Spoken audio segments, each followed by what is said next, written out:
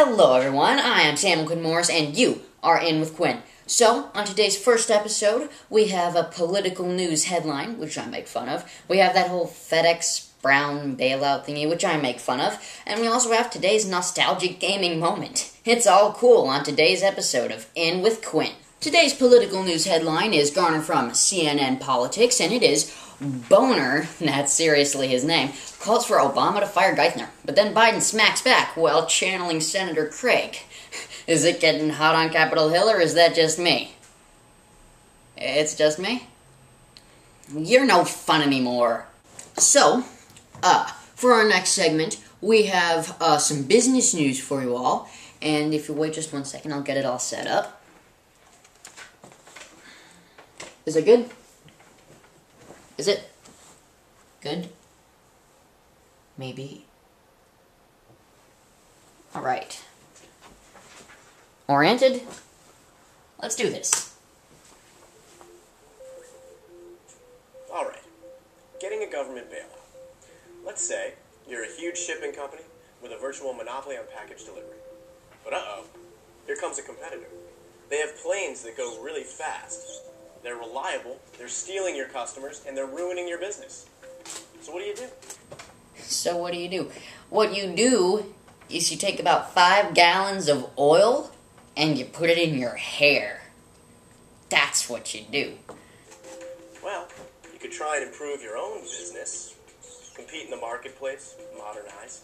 But, well, that's hard work. Instead, how about slipping a few words into an important government bill that gets you a bailout? Get them to pass legislation that puts your competitor at a disadvantage. Sound impossible? It's not. We're doing it right now. But shh, don't tell anybody. That's not just a bailout. That's a bailout with UPS. It's a bailout with UPS. That was terrible! I don't think I've ever seen quite such a pitiful finish. Have you? No? Me neither. What a coincidence. Well, I'm a UPS guy myself, and, you know, FedEx is just whining because they got beaten to the punch by UPS. If they had wanted control over, you know, overnight parcel delivery, they could have gotten it. They just decided not to, and now they're whining. Today's nostalgic gaming moment is brought to you by the Coke of 1983. Coke is it. So, during today's nostalgic gaming moment, I'm going to be showing you this little beauty. That's right, anybody know what this is? You should. It's written on it. It's a Nintendo Entertainment System. It's an SE for you dorks out there. Now, it's an old beauty. My dad's had it since he was, what, a teen? Like he broke his back or something when he was in the hospital. It's all he had to do.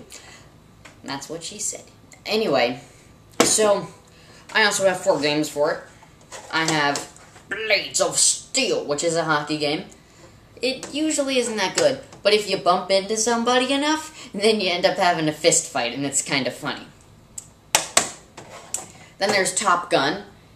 I suppose it classifies as an early flight sim, but I'm honestly not sure. You're an airplane, and you're shooting at stuff that might be airplanes. I have no idea. The Nintendo's PPI really isn't that good. For you non-dorks, that's pixels per inch.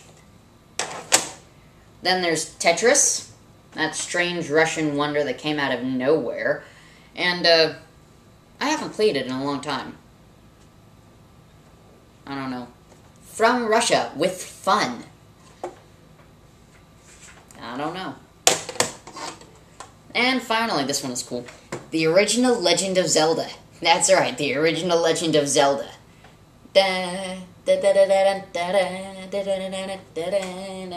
No, but it's a really cool game. I mean, it's pretty good. It doesn't tell you what you're supposed to be doing at all. Like, at all. You're just, at the beginning of the game, you're dropped in the middle of this nowhere. There's a cave, and you're like, where should I go? There's 4 directions I can go in, not counting the cave. And then you go in the cave after about an hour of running around and dying, and you get the sword. So, it's still a good game.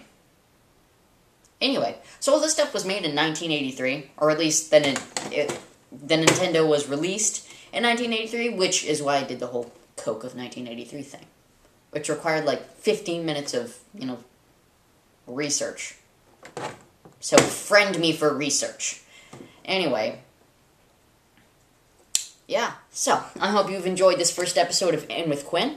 I'll be back next week with more totally random funny stuff. In the meantime, hang on, subscribe to me and anybody else that looks like they're worth it. And, yeah, I'll see you guys later. Thanks for watching.